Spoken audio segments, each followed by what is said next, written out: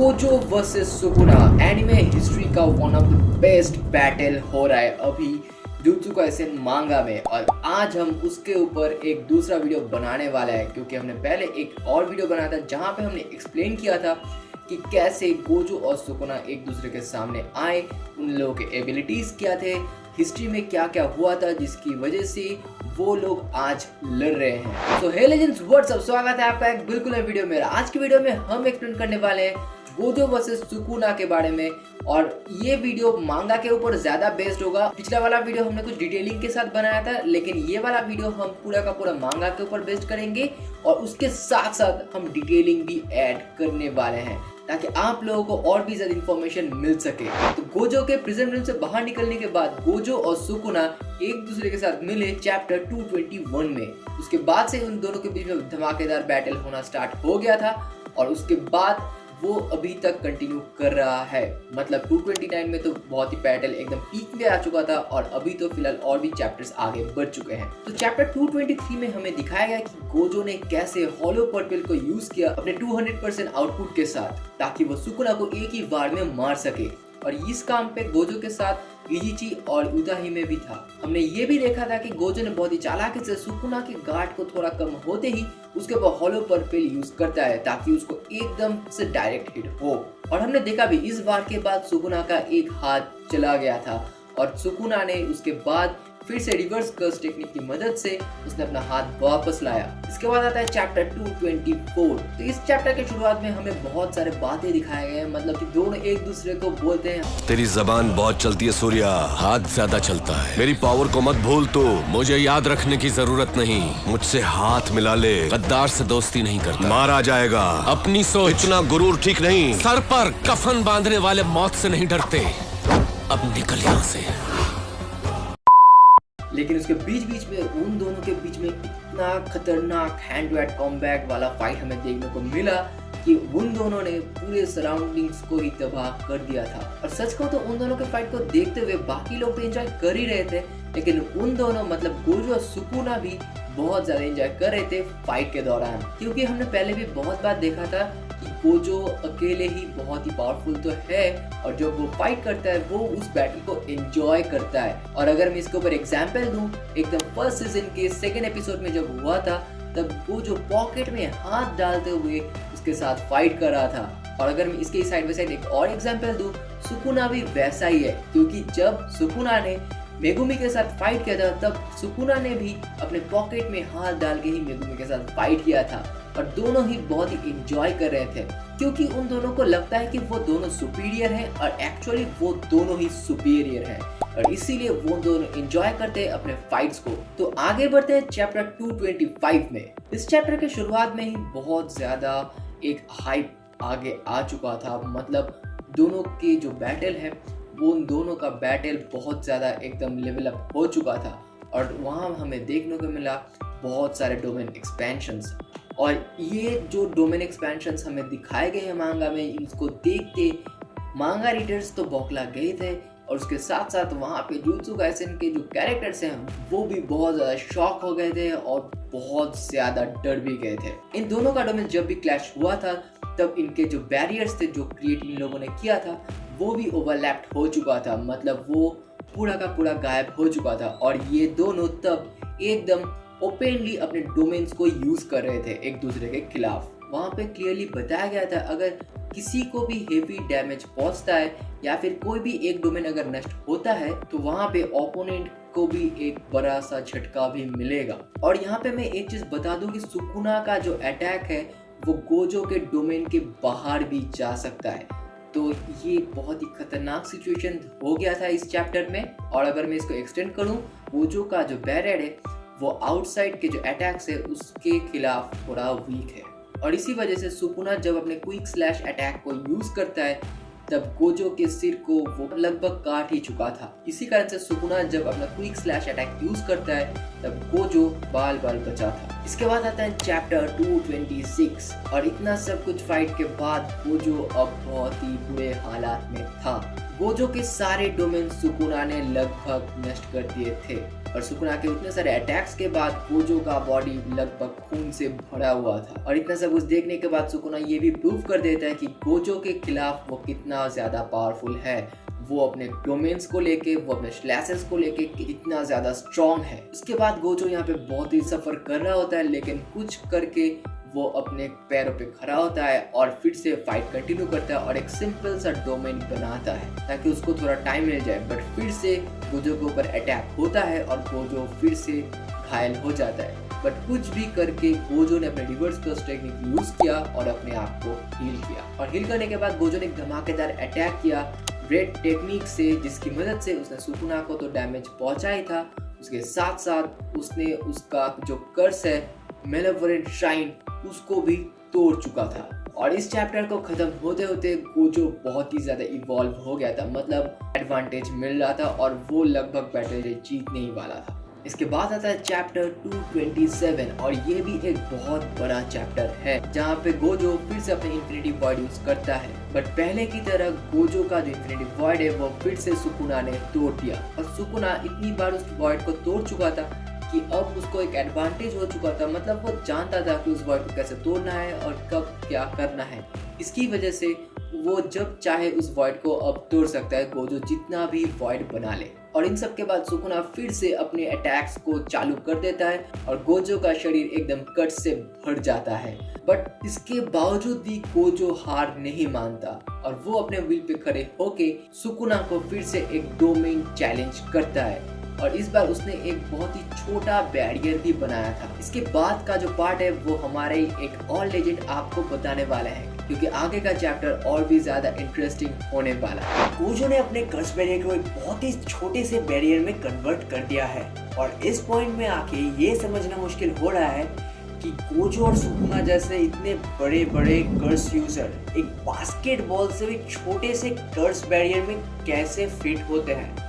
तो चलो चले जाते हैं शिबुया इंसिडेंट आर्क के चैप्टर नंबर 90 में, जहां हमने ये देखा था कि गोजो को प्रिज्म रियल में कैद किया गया है। तो गोजो ने वहीं से अपना इंस्पिरेशन लिया है और कर्स बैरियर को इतना ज्यादा छोटा कर दिया है। तो कर्स बैरियर्स या फिर कहे तो डोमेन एक्सपेंशन के केस में ये होता है कि डोमेन एक्सपेंशन के अंदर मतलब इंटरनली और एक्सटर्नली अलग ही पैरामीटर्स होते हैं, जैसे कि कंट्रोल स्पीड या फिर क्रिएटिंग स्पीड, और उसके साथ साथ इंटरनल और एक्सटर्नल पैरामीटर्स होते हैं जैसे कि क्रिएशन स्पीड और वॉल्यूम। बाहर से दिखने में वो बहुत ही ज़्यादा छोटा हो सकता है, लेकिन वो 4th डायमेंशनल है और अंदर लड़ने के लिए सुकुना और गोजो के पास एक खुले मैदान से भी बहुत ही ज़्यादा बड़ा जगह मौजूद है। और गोजो ने बेसिकली उसको छोटा करके मतलब अपने कर्स्ड बैरियर को छोटा करके उसको एक और ज़्यादा कंक्रीट इमेज में तब्दील कर दिया है। इसका मतलब ये है कि उसको अंदर से तोड़ने में सुकुना को और ज़्यादा आसानी हो सकती है,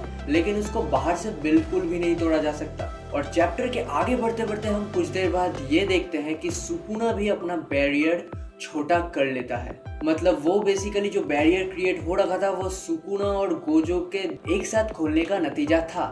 अब क्योंकि यहाँ पे सुकुना ने भी अपना बैरियर और भी ज़्यादा कंक्रीट कर दिया था, तो वो बैरियर जो क्रिएट हुआ था दोनों के ब्लेंड से वो और भी ज़्यादा छोटा होता गया और बाहर से टूट गया। अब अपने गोजो भाई साहब को ये चीज़ बिल्कुल भी पहले नहीं पड़ रहा था कि सुकुना ऐसा क्यों कर रहा है। मतलब बार बार अपने किसी भी पावरफुल कर्स टेक्निक को यूज़ करने के बजाय बार बार वो लगातार मेलेवोलेंट श्राइन यूज़ करते जा रहा है। और जब उसके पास रास्ता था कि अंदर से उसको तोड़ देने का, क्योंकि छोटा कर देने के बाद अंदर से उसको तोड़ना और भी ज्यादा आसान हो गया था, लेकिन बाहर से तोड़ना मुश्किल, तो सुकुना ने रिस्कियर वे क्यों चुना। और तो और हम चैप्टर में और भी ज्यादा ध्यान से देखें तो गोजो ये भी सोचता है कि सुकुना के पास मेगुमी और गोजो के हुए सारे कन्वर्सेशंस मेमोरी के तौर पे उसके पास है, तो वो जानता है कि गोजो जो है अपना वो माहोरागा के बारे में जानता है। तो सुकुना क्यों 10 शैडोज टेक्निक का इस्तेमाल नहीं कर रहा? क्या इसका वजह ये हो सकता है कि गोजो एक ही चुटकी में माहोरागा को हरा देगा, ये सुकुना को लग रहा है, या फिर कुछ और ही है? और तो और सोचने की बात तो यह है कि जब सुकुना और गोजो दोनों ही अपने कर्स बैरियर्स यूज कर रहे थे, यानी कि डोमेन एक्सपेंशन, वो दोनों ही लगातार एक दूसरे के श्योर हिट्स को नलीफाई करते जा रहे थे। मतलब उन दोनों के श्योर अटैक्स जो ओपोनेंट पर लगते हैं वो कोई भी काम नहीं कर रहे थे। और तब जब सुकुना के पास और कोई रास्ता नहीं बचा था सिवाय डोमेन एम्प्लीफिकेशन यूज करने के, ताकि वो गोजो के लिमिटलेस टेक्निक को काउंटर कर सके या फिर तोड़ सके, तो उसको करने के बाद गोजो के ऊपर फिर एक अपर हैंड था कि उसका जो बैरियर है उसको बाहर से ना तोड़ने तक गोजो के पास 3 मिनट तक का एडवांटेज था। फिर भी सुकुना ने ये सब क्यों किया, ये हमें जानना पड़ेगा अगले चैप्टर में। तो अगला चैप्टर नंबर 229 शुरू होता है गोजो के नाक से खून निकलते हुए, और गोजो फिर अपने नाक को धीरे से पोंछकर सुकुना से फाइट करने के लिए वापस रेडी हो जाता है, और वो दोनों बहुत ही देर तक एक घमासान बैटल जारी रखते हैं। और पिछली बार गोजो के अपने डोमेन एक्सपेंशन को श्रिंक कर लेने के बाद सुकुना जो एक स्पेस ढूंढ के उसके अंदर अपना मैलेवोलेंट श्राइन खोल के रखा था, और वो डोमेन बैरियर कोलैप्स होने के बाद 2 मिनट्स एंड 40 सेकेंड्स तक वो लड़ते हैं, और उसके बाद वो दोनों फिर से डोमेन एक्सपेंशन करते हैं, और वो भी सेम टाइम पे। और ऐसा करते करते वो कोलैप्स होते रहता है, और फिर एक बार वो दोनों वापस से अपना डोमेन एक्सपेंशन करता है। लेकिन इस टाइम पे 0.01 सेकेंड्स टाइम ज़्यादा फास्ट होने पर भी गोजो का जो अनलिमिटेड वॉइड या फिर इन्फिनाइट वॉइड है वो सुकुना के ऊपर हिट कर जाता है, और सुकुना अपने डोमेन एक्सपेंशन मैलेवोलेंट श्राइन को ठीक से एक्टिवेट नहीं कर पाता।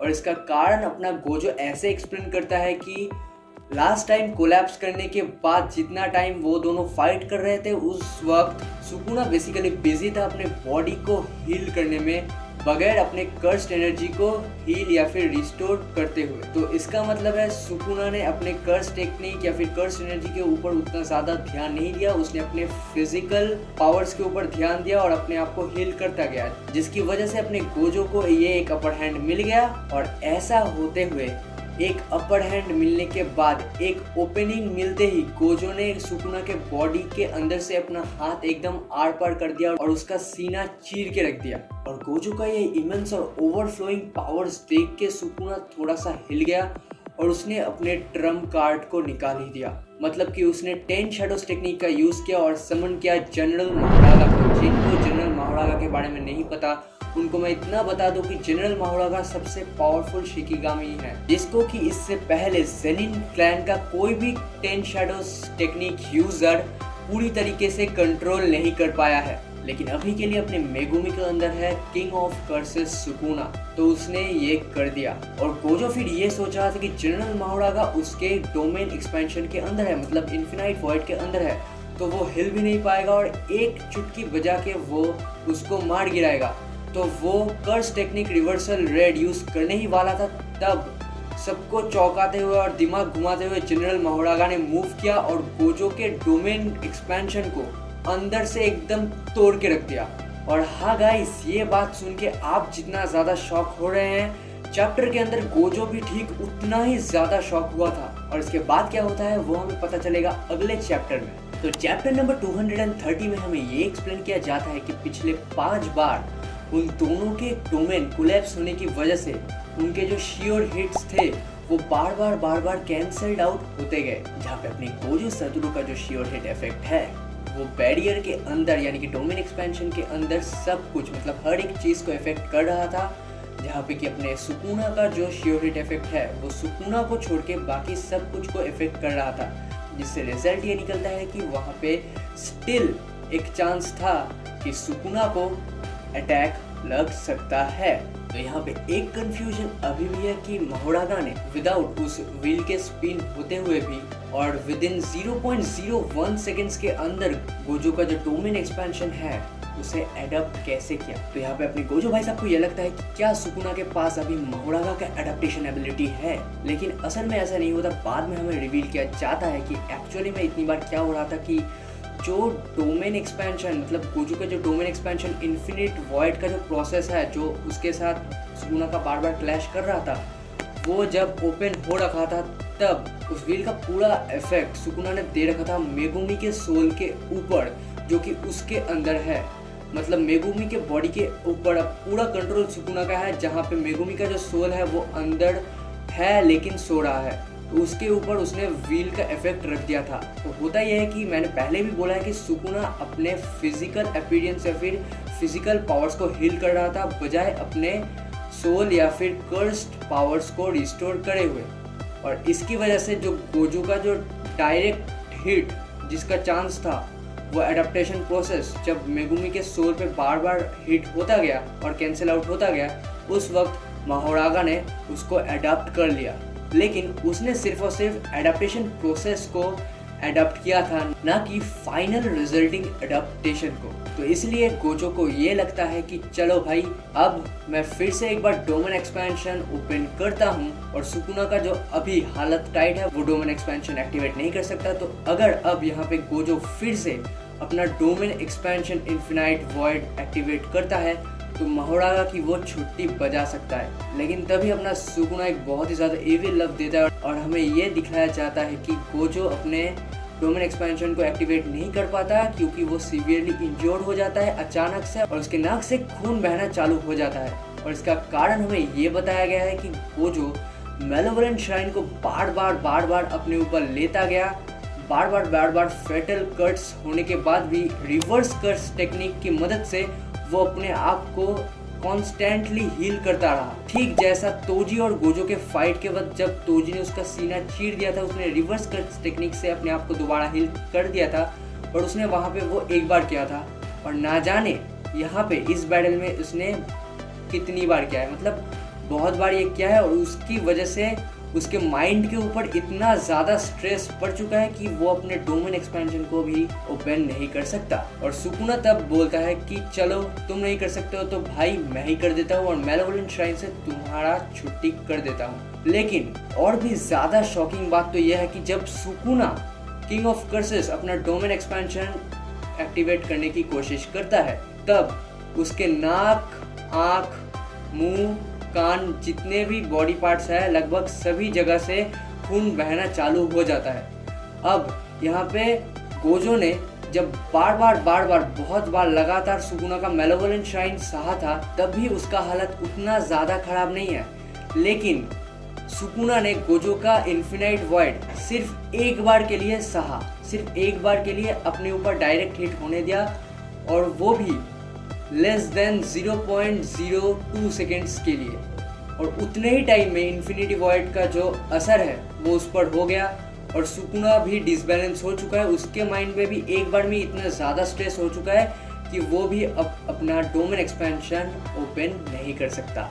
और अगले चैप्टर आने के बाद होता यह है कि सुकुना वापस से माहोरागा को शैडोज में लीन कर देता है और उसके बाद वो दोनों एक दूसरे के ऊपर फिर से मुक्के बरसाते रखते हैं और हैंड टू हैंड कॉम्बैट्स में वापस चले जाते हैं। और अभी सुकुना ये चाहता है कि माहोरागा अडॉप्ट कर ले गोजो के इन्फिनिटी को। बाद में हमें ये एक्सप्लेन किया जाता है कि माहोरागा को अडॉप्ट करने के लिए उस व्हील को टोटल 4 बार स्पिन करना पड़ता है कम्प्लीटली। और इस चैप्टर में आगे उन दोनों का बैटल चलते चलते सुकुना का व्हील एक बार कम्प्लीटली स्पिन कर लेता है और गोजो फिर अपने अलग ही अंदाज से, अपने उस अंदाज जिसके लिए हम उसे पसंद करते हैं, सुकुना को डायरेक्ट चैलेंज करता है कि भाई तेरे अगले 3 स्पिन्स कंप्लीट होने से पहले ही मैं तेरे को मार गिराऊंगा। तो अगला चैप्टर यानी कि चैप्टर नंबर 232 के शुरू होते ही हमें दिखता है कि गोजो और सुकुना का बैटल कंटिन्यू हो रहा है और बाकी सारे लोग जो कि बैठे हुए उन दोनों का लाइव बैटल देख रहे थे, इंक्लूडिंग यूजी, गोजो को चीयर करते हैं कि भाई जल्दी करो, गोजो सर जल्दी से सुकुना को हराओ, तुम्हारे पास अभी ज़्यादा वक्त नहीं बचा। और देखते ही देखते इसके अंदर सेकंड स्पिन भी कंप्लीट हो जाता है और गोजो के पास अभी ज्यादा रास्ते नहीं बचे हुए। तो गोजो क्या करता है, सुकुना पे सीधा हमला कर देता है अपने कोलैप्स ब्लू के जरिए। और वो क्या कर रहा है, वो बेसिकली कोलैप्स ब्लू के बड़े बड़े ऑर्ब्स बना के कॉन्स्टेंटली सुकुना पर फेंके जा रहा है और सुकुना उनको डॉच करते जा रहा है। और ऐसे ही मारते मारते और बचते बचते थर्ड स्पिन भी हो जाता है। तो हमने जैसा देखा पिछले चैप्टर में कि गोजो डायरेक्ट सुकुना को चैलेंज कर रहा है कि बाकी के 3 स्पिन होने के पहले ही मैं तेरे को हरा दूंगा, जबकि गोजो अंदर ही अंदर खुद भी जानता है कि उसके लिए ये उतना ज़्यादा आसान नहीं है। और यहाँ पर तो अगले ही चैप्टर में, मतलब प्रेजेंट चैप्टर में ऑलरेडी 3 स्पिन्स कंप्लीट हो चुके हैं और गोजो के पास सिर्फ एक लास्ट स्पिन बचा है। उसके पहले उसको सुकुना को हराना ही होगा, वरना उसका इन्फिनिटी तो गया समझो। और इतने में अपना यूजी पहली बार एक काम की बात और एक बहुत ही ज़्यादा सोचने वाली बात करता है कि महारागा के एडेप्टेशन के लिए ज़रूरी क्या है, टाइम या फिर एक्सपीरियंस।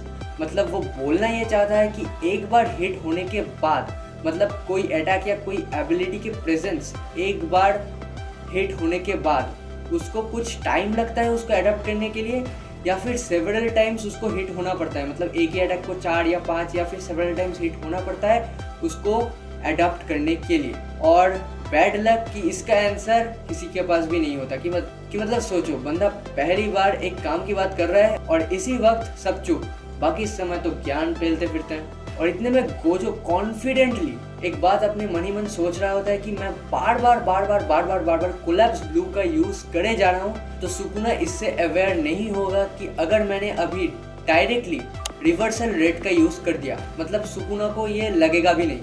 और वो करता भी है, जब सुकुना रेडी रहता है उसके कोलैप्स ब्लू से वापस बचने के लिए वो उल्टा यानी कि रिवर्सल रेट का यूज कर देता है, और सुकुना उससे बचने के लिए एम्पलीफिकेशन का यूज करता है। अब एम्पलीफिकेशन की यूज करते हुए वो अपने आप को बचा तो लेता है, लेकिन पूरी तरीके से नहीं, उसका भी एक लिमिट है और उसको थोड़ी तकलीफ तो होती है। लेकिन उसके बाद अपना गोजो हमेशा की तरह एक और ज़्यादा शॉकिंग न्यूज़ के साथ सुकुना को एकदम चौंका देता है कि भाई अभी तू कर क्या रहा है, इतना ज़्यादा खुश मत हो, अभी तो मेरा रिवर्सल रेट एक्सप्लोड हुआ भी नहीं है। और सुकुना पूरा चौंक जाता है और उसी वक्त सुकुना के पीछे से अचानक से रिवर्सल रेट एक्सप्लोड हो जाता है और सुकुना को एक जोर की पड़ती है। और इसी ओपनिंग का मौका लेते हुए गोजो अपना फाइनल अटैक कर ही देता है, ब्लैक फ्लैश।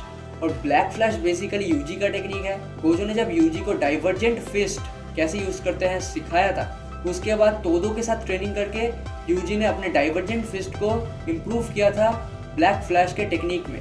और ठीक वही टेक्निक सुकुना के ऊपर यहाँ पे गोजो ने यूज किया है। और ठीक ककाशी के तरह, अपने ककाशी जिसकी तरह वो ये दिखता भी है, अपने बिछड़े हुए भाई की तरह, ये सुकुना का बॉडी चीर देता है, जैसे कि ककाशी ने रिन के साथ किया था। और इसी के साथ साथ सुकुना का हालत एकदम से टाइट और सुकुना खून बहते बहते एकदम से गिर जाता है।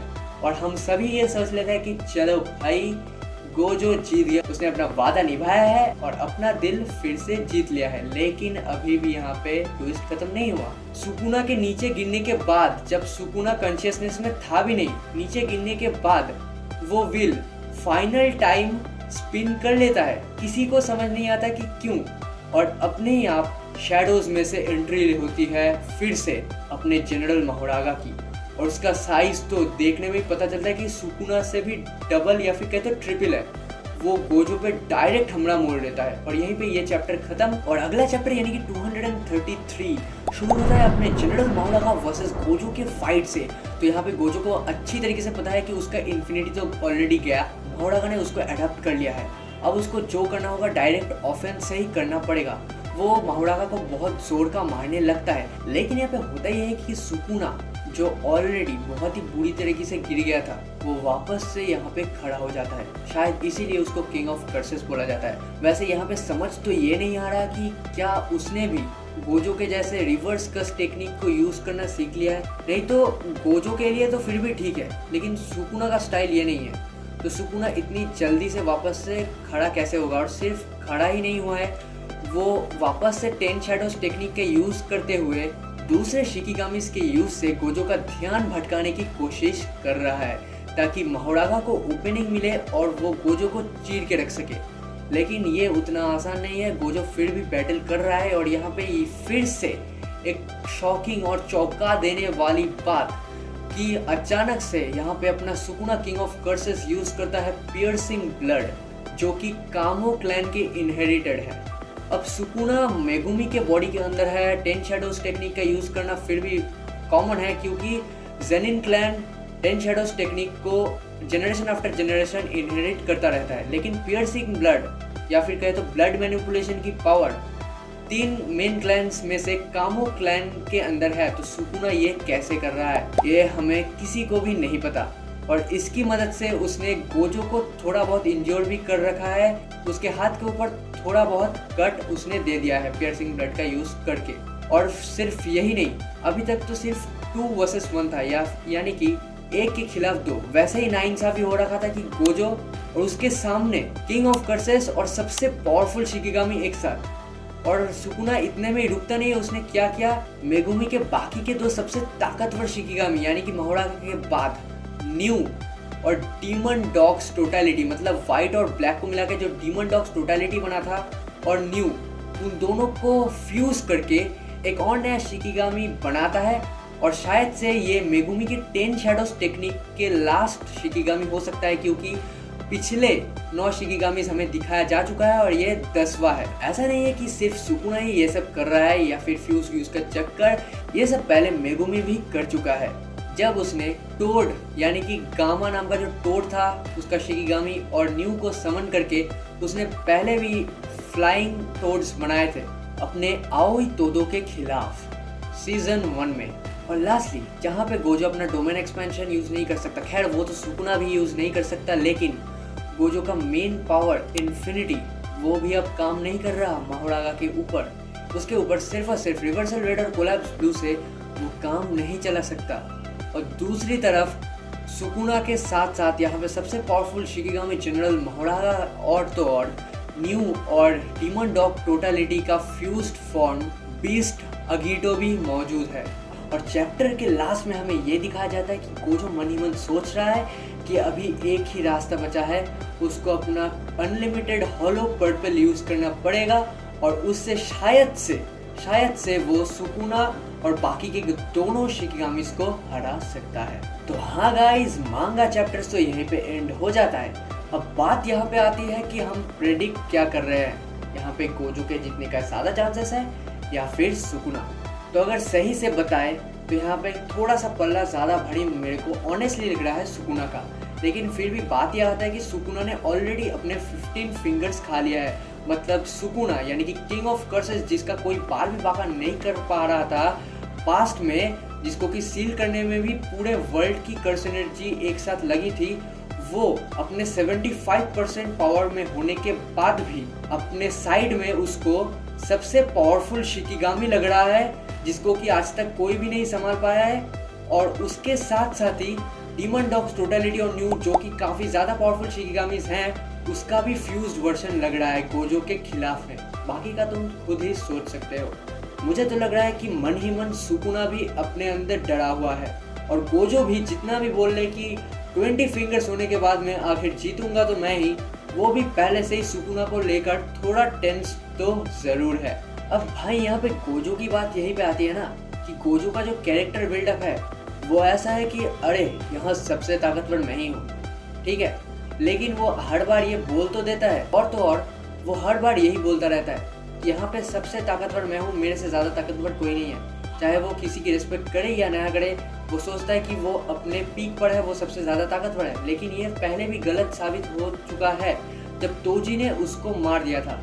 लेकिन उसके बाद वो और भी ज़्यादा पावरफुल होके आता है और तोजी को हरा देता है और इन्फिनिटी को भी इन्वेंट करता है, जिसके बाद वापस से वही होता है कि वो सोचने लगता है कि यार सबसे ताकतवर तो मैं ही हूँ। यहाँ पे प्रॉब्लम यही है कि गोजो सबसे ताकतवर है, फिर भी वो और ज़्यादा ताकतवर होने की कोशिश नहीं करता, वो अपने लिमिट्स को पुश नहीं करता, वो अपने टेक्निक्स को और ज़्यादा इम्प्रूव करने की कोशिश नहीं करता।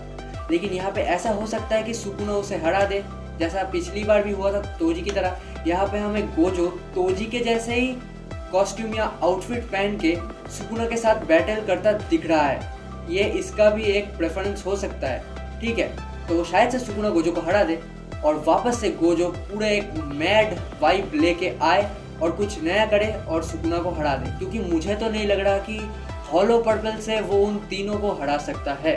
और ऑनेस्टली बताओ तो गोजो के अंदर जितना कर्स एनर्जी है उससे ज्यादा तो अपने यूटा के पास ही है, जो कि हमें मांगा में पहले रिवील किया गया है। और अपने सुकुना के अंदर तो यूटा से भी ट्रिपल है। पर बात यह है कि गोजो अपने 6 आइज का यूज करके अपने जो कर्स एनर्जी या फिर कर्स पावर है उसको एक फाइनेस्ट फॉर्म में यूज कर सकता है। मतलब वो ऐसे यूज करता है जो कि सबसे अच्छा तरीका है। और इसलिए सुकुना जो भी कर ले या फिर यूटा जो भी कर ले, वो लोग गोजो से पहले ही एग्जॉस्ट होंगे। तो मैं बात यहीं पे खत्म करता हूँ कि भले ही यहाँ पे सुकुना के जीतने का चांसेस ज्यादा है, लेकिन कुछ भी नहीं कहा जा सकता, गोजो जीत सकता है। यहाँ पे चांसेस 50-50 तो नहीं, 60-40 में नहीं, करीब करीब 80-20 है। सुकुना का जीतने का चांसेस 80 है और गोजो का 20% या फिर शायद उससे भी कम।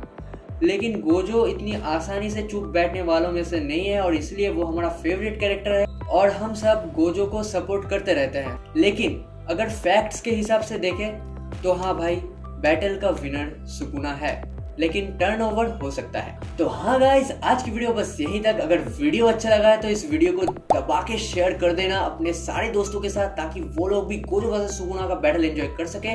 और तुम तो लाइक करना ही करना, अपने दोस्तों को भी बोलना, देख के जरूर से लाइक कर दे। कमेंट करना बिल्कुल भी मत भूलना कि आपको क्या लगता है कि कौन जीतेगा, कौन कौन क्या क्या टेक्निक्स फ्यूचर में यूज कर सकता है और कैसे ये बैटल एंड हो सकता है। साथ ही साथ ये वीडियो कैसा लगा वो भी कमेंट में जरूर से बता दीजिएगा। और अगर आप इस चैनल में नए हो तो इतने ऑसम वीडियो के बाद सब्सक्राइब बटन को दबाना तो बनता ही है, और आप भी जाते जाते बेल आइकन को जरूर से प्रेस करते जाइएगा। तो मिलते हैं किसी दूसरे वीडियो में, तब तक एनीमे देखते रहिए, चिल करते रहिए। सो टाटा, सी यू लेटर।